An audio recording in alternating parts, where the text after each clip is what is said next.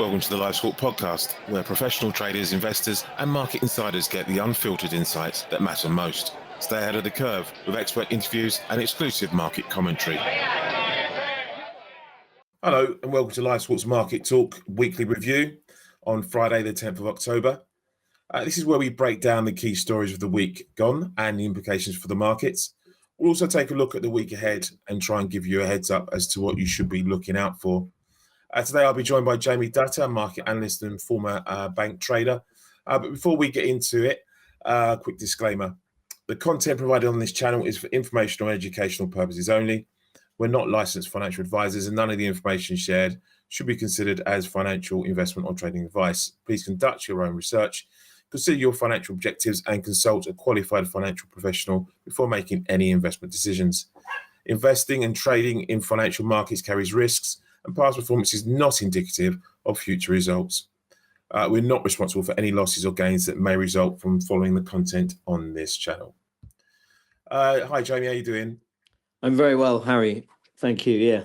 Awesome. I know you've just been to the States there. Any problems getting in and out because of all the issues they've got this government shutdown over there?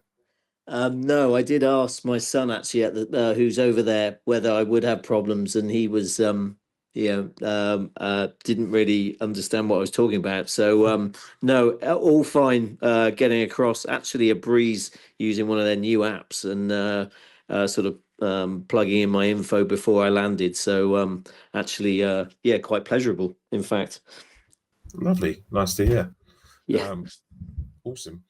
Right, well, as ever, I think we've had you on before anyway. So we want to look at what's happened in the past week, and then we'll have a quick look at what's to come in the week ahead. I want to know one of the reasons I asked you about the government shutdown is because of what it's caused in terms of disruptions, mostly for us in the markets, because that's all we seem to care about, data and the lack of data that we've had. But we did see on a federal level, the Federal Reserve release its FOMC minutes. Was there anything new from that you saw over and above what we heard from Fed Powell 2 weeks before at the presser? not really. No, I don't think so. I think it was fairly balanced, right? So, upside risk to inflation and then growing downside risk to employment. And that's kind of what they're focusing on. I think, the cut was motivated obviously by weaker, labour market conditions, I guess. But then they sort of affirmed that they didn't see a sharp deterioration in labour market confidence.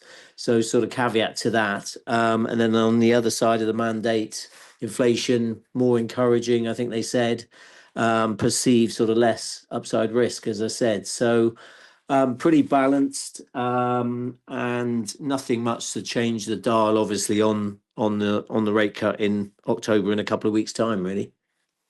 No, and we're still pretty much looking for another 25 basis point move in October, and potentially one in December as well. So again, with the lack of data, there's really no evidence to suggest otherwise in terms of cuts, I guess, for the US. Yes, no, exactly that. And I think if anything, then, the shutdown sort of breeds this uncertainty slightly, doesn't it? Even though we don't know what the data is, because it could be, an upside surprise or downside, but sort of people going then because of the uncertainty that the data, might not support this uptick we've seen in the dollar and that squeeze. And then, we see some selling in the dollar, of course, and on the back of weaker data that we eventually get. Yeah, I mean, we did hear from a number of Fed officials this week. Again, Powell was speaking, but he didn't mention monetary policy or the economy. So we heard from Governor Michael Barr. He urged caution in further rate adjustments given persistent inflation risks, even while acknowledging that he sees a roughly balanced labour market. He supported the recent 25 basis point cut, but expressed scepticism about the need for additional cuts. We had Mirren, and we all know Mirren's pointless slant. Yeah, he argued that relatively calm bond market supports a more aggressive push for rate cuts. Obviously, the dissenter at the meeting favouring a half-point cut. and raised concerns about data integrity and the government shutdown and attempts to influence statistical agencies. Again, it politicising the whole central bank situ at the moment. We also heard from Schmidt, President Schmidt of Kansas City Fed, said the rates are appropriately calibrated, indicating resistance, according to analysts, to further cuts in the near term. So you're hearing from a number of, and look, there are two sides to this. We heard from the likes of Doves of Mirren and whatever, but we've also heard from those, I wouldn't call them hawks necessarily, but just the slightly less dovish members of the other members of the committee who aren't as convinced as Mirren maybe, or even some of the more neutral members that further rate cuts, or a series of further rate cuts are required. So it's going to be interesting when we do get the government reopening, and we can look at that now in terms of, I know I was listening to something a short while ago on YouTube from House Republicans, and it doesn't sound as if there's a lot of headway, but you never know what's going on in the background. No. So I think bets are still that will likely be out next week as well. And we'll come on to that because we should be getting CPI, PPI data and retail sales data, amongst other things, out of the US, which is now in jeopardy, obviously. One, because I guess they haven't properly collated the data yet, or collected the data and processed it and done that part. And also they haven't been able to get out there with and get the sort of survey answers they need, or the data they need from, Yeah, I think the BLS yesterday, sorry, Harry, they said, didn't they? They announced it would recall some furloughed workers to try and get the September CPI ready by the end of the month. So, that was a small potential happening, I guess. And then the odds, I don't know how much you place, on the odds betting markets. I think there's now sort of above a 40% chance that this carries on for greater than 30 days. And I think there's around a 15% chance, looking at it, when we began on October the 1st. So, that's gone up. I mean, the betting odds, were actually totally wrong with the sort of French election odds, actually, when we got that news sort of Wednesday, I think it was, about the PM and stuff. I guess, it is interesting, isn't it? And I don't know your point of view. I guess our point of view, having been in the markets a lot and always heard about shutdowns and thinking, fine, don't worry about it, and then obviously typically it goes on, then you kind of wonder about the economic impact, I suppose, and the fact that, Trump is obviously saying about furloughed workers getting fired potentially in certain projects or whatever they're doing in certain roles, because you have got 3 million, I think it is, who aren't being paid, and 25% of those are furloughed. So, potentially there is that impact there. And I think economists are sort of saying, not 0.1, but 0.2, 0.3 off GDP, potentially. So as you say, very much, I'm quite amazed really how much we're in the dark still, in a way, markets, but we're getting used to it already, I suppose. And on data side, I guess, potentially you get smaller, sort of less diverse sample sizes by all accounts, reading about it. It's quite a good Politico sort of briefing on it, actually.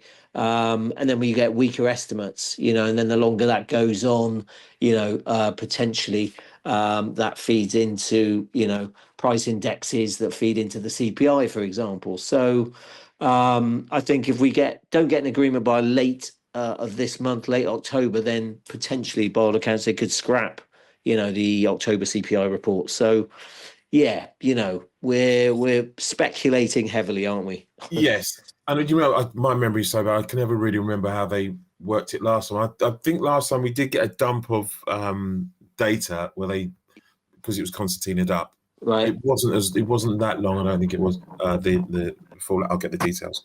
But they did, I think, back up the data and bring it all out.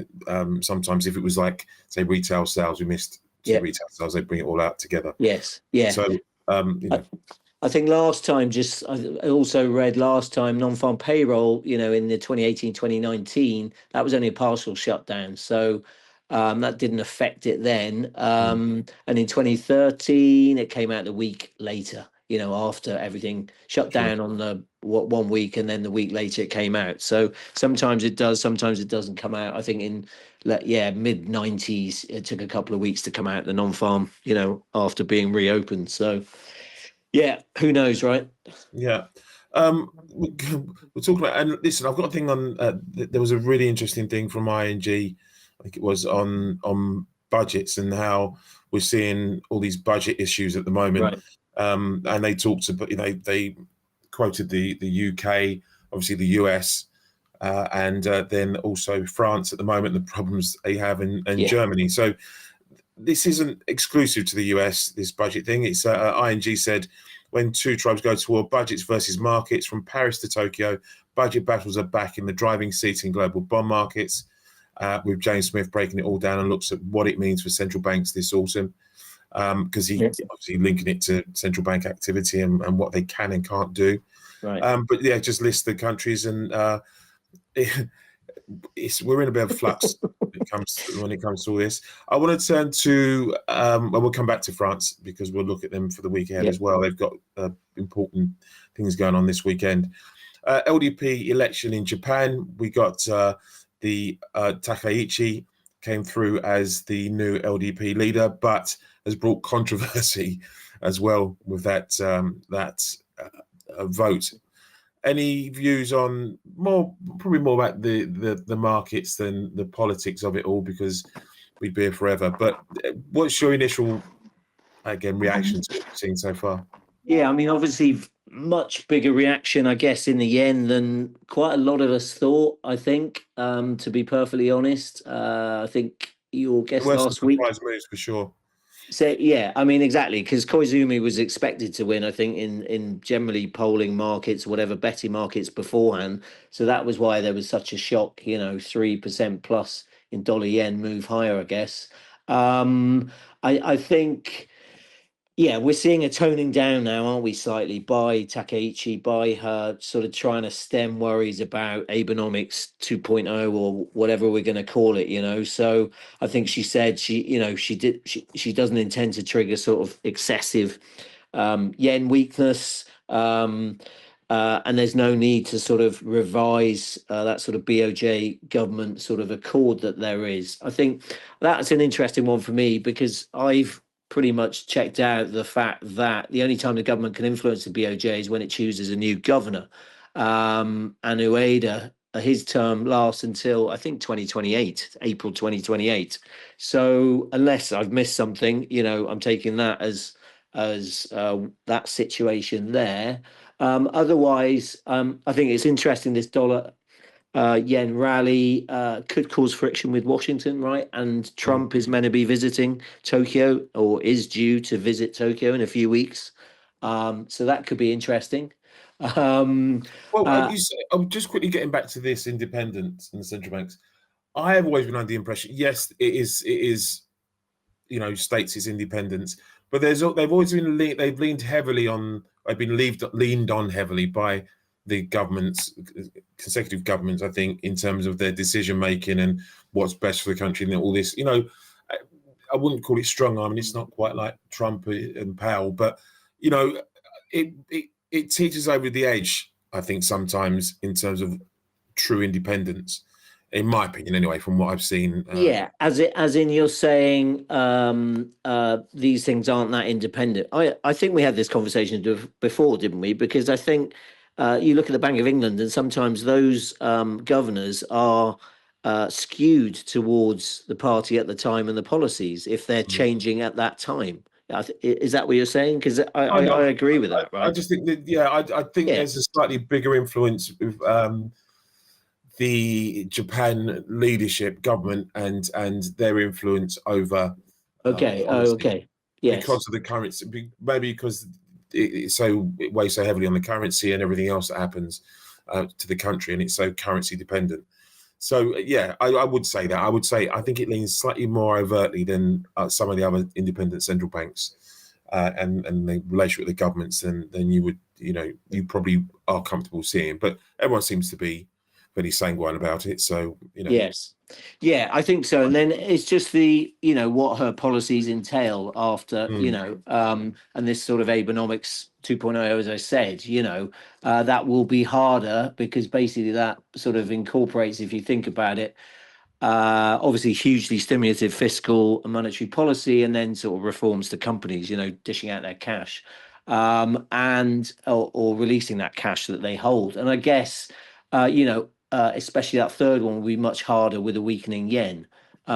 So yeah, just sort of thoughts on that. And I guess it's interesting now we've sort of had ideas about intervention potentially, coming up as we're wherever we are on dollar yen 150, 194, right? So, but then intervention generally is about the speed of the move, So, yeah, I think we'll have to wait and see because I think she's trying to stem some of the worries, as I said, and also some of the political divisions she has to tie up, and whether she can be anything, the markets sort of initially feared. We will see, I guess. Well, she's lost a coalition partner as well, hasn't she? So Exactly. There was a lot for her to have to sort out in the very, very near term. Yeah, I mean, if to try and, yeah, and I think if you think about it, she's trying to have all three things, which are that stimulative fiscal policy, but then telling the Bank of Japan to back off, and then saying, well, 150 is too much, so you can't really have all three. No, And well, I think the markets are starting to price out a bit of well, definitely pricing out October, which was before the election result came through, was still a favourite, as much as it ever is a favourite for the BOJ for the next sort of rate hike to come. So again, there's going to be a lot more speculation on that moving forwards. We had Canadian. I want to move on now because we had Canadian employment data. We had some North American employment data. So you can't say there's nothing. But we saw Canadian employment data hit a couple of hours back now from this recording. And it's been in turmoil of late, hasn't it, really, for the Canadian labour market. And so they were looking for a slight corrective move in today's read. Do you think, if we take a quick look, I'll have a quick look. Again, this is from Capital Economics. They say bumper employment figure may give bank pause before easing further. With broad-based jump in employment in September, reverse much of the weakness in prior months and will help reassure policymakers they can afford to focus on the upside risk to inflation for now, even with the unemployment rate at a 4-year high. So the number that 60,400 rise in employment in September was way better than expectations, and really took back nearly all of the 65,500 drop we saw previously. So we also heard from Carney, I think, as well, talking about the budget, another country going through their budget at the moment as well.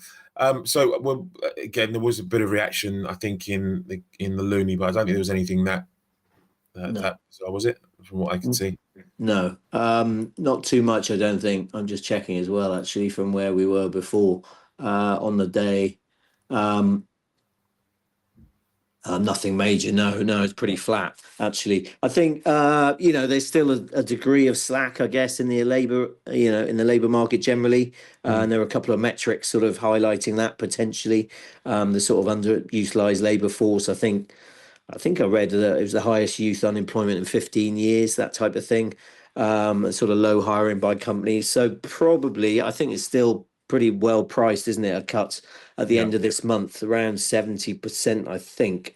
Chances of. So pretty much nailed on. And that meeting I did check out actually was the day before. The day of the Fed, and then just before the Bank of Japan and ECB, right at the end of the month. Yeah, so Lovely. That'll be interesting times. Okay, well, we also saw RBNZ cut rates by 0.5% as well this week, but we'll move on from there. We'll take a look at the week ahead then, and obviously we should have had US. Well, we still may, but it's very unlikely. US CPI, PPI, retail sales data out of the US. which would give us a decent gauge as to where prices are and household demand, really. But we're not going to get that, clearly.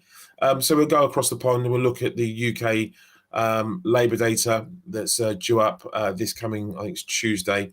And then we got monthly GDP out as well. We're moving ever closer to the budget now in November, at the end of November for the UK. And we're starting to get, well, there's lots of speculation over what the UK Finance Minister or Chancellor of the Exchequer, Rachel Reeves, is going to do, whether she's going to put taxes up, which is favoured amongst many. What's your, and we're not going to go into this in any detail, but what's your views on the UK at the moment and its health? How long have we got? Keep it to a minute. Yeah, I guess. Well, let's focus on, we've sticky inflation and sort of low growth, right? So that's the issue, really. Anecdotally, that food inflation thing, I had anecdotally evidence of that over the weekend in the US, because the price of a meal out in the restaurant was the same as the UK now, which I was amazed by. But that's how much food inflation is, I think, in the UK. And that means what? We get CPI at 4%. So it's pretty persistent, isn't it? Probably not changing by year end. And then it's just down to sort of service sector and wages, really. And obviously we get that on Tuesday, like you said. Private sector wage growth, big number there, I guess. And then going into year end, whether that sort of slows slightly. Labour market has sort of held up generally, I guess. It has. It's not. Figures.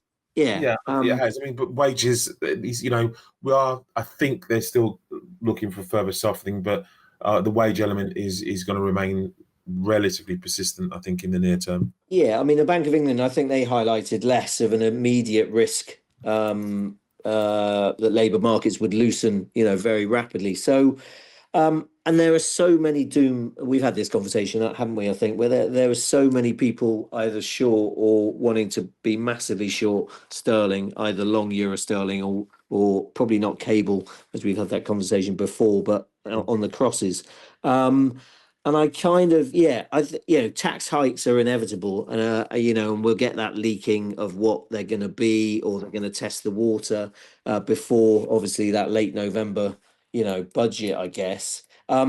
I guess it's then, which ones and then when do they kick off? And, also for me, it'd be about the government spending plans in 2026, because, 2025, the economy has probably helped, however much, a lot by government spending. So then if we don't have that, or there's less of it next year, then we've got serious problems, I guess, in the UK, along with fiscal tightening. That then brings more rate cuts, I guess. And I'm surprised. Am I surprised that we've only got sort of 5 basis points by year end? Probably am, because. Well, I'll counter that, to be honest. Go on. No, go on. You tell me. Well, I mean, I was listening to Hugh Pill earlier this week, and he sort of said uncertainty, structural change, and monetary policy strategy. This talk he was given, this Maxwell Fry lecture, and argued for a conservative approach to interest rate decisions in an environment of heightened uncertainty. Mm-hmm. Now, he's always been more on the hawkish side of the fence, I think, generally.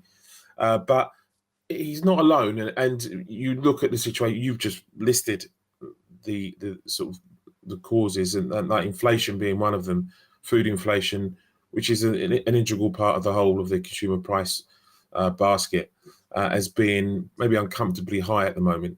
So, I'm not surprised, really. People are starting to price it out a little bit. We don't know what the budget is going to do. And again, if Rachel Reeves does bring in higher taxation, there are two sides to that in terms of where she places that level of tax, and whether it's broad based or targeted. So I'm not surprised if they want to wait and see until after that event. Yeah. necessarily, because No, of no, what's that's going fair. on. I guess I was trying to emphasize that, the doomsayers out there about the UK, Mm, you might, see more policy easing, but I think if you read the statement from the last Bank of England meeting, mm, the focus on inflation was quite sort of emphasized, I think, yeah, if I remember from memory. So it didn't seem as though they were, the quarterly sort of pace of cuts does seem as though it might not happen this time around. Obviously November being, I think, the next quarterly mm, MPC, not MPC, NPR, sorry. monetary Yes, policy report. yeah, NPR, exactly. Yeah, So by the MPC. So yeah, I can't, yeah, I kind of agree with you, but I think maybe it's just the people I'm speaking to, but they're uber keen to be selling sterling in some way. right. Well, yeah, and I mean that's again we've had a load of movement in the crosses as well. Yep. Okay, again we got GDP out as well for August, so we'll see. It's looking through the rear view mirror in a way, August data. So nah. We got German ZEW. That's an October survey. We've seen an improvement in German indicators of late, or survey indicators, just measuring how industry leaders view the current economy and expectations for down the line.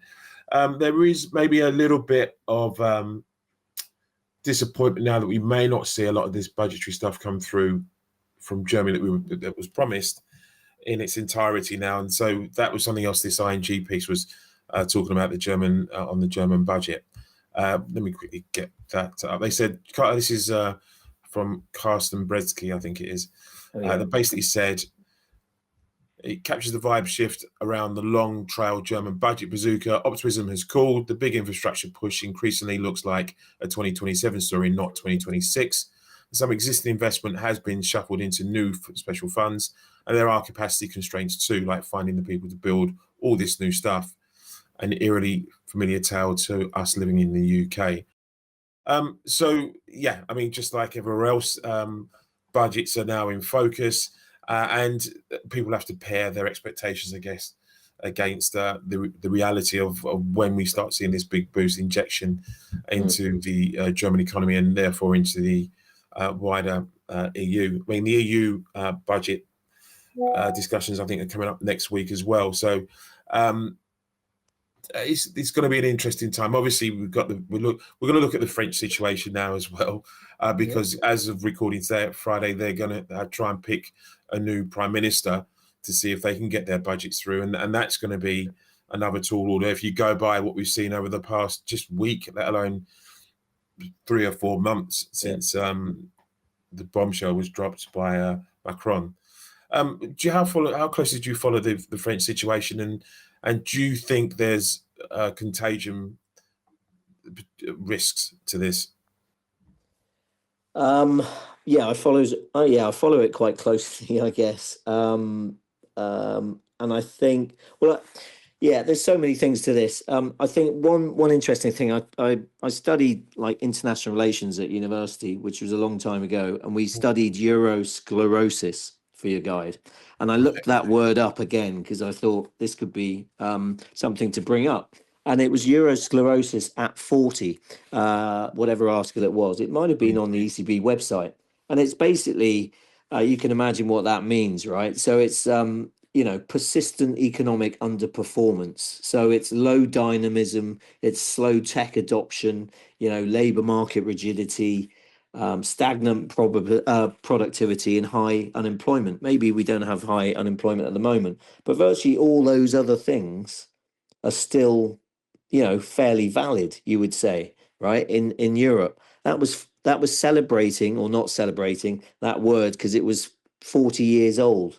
Right. So I think that says a lot, right? It just says, it sums it up, and that word has stuck with me for the whole of this time because I don't think it's gone away. It hasn't gone away. We've got a domestic political crisis. Do we get then well, we've got an economic crisis, but the change in parties, nobody's going to win an outright majority. We either get this new PM who will struggle to get anything through, or we get elections. I think there's around a coin toss, pretty Yeah. much of elections by the end of the year.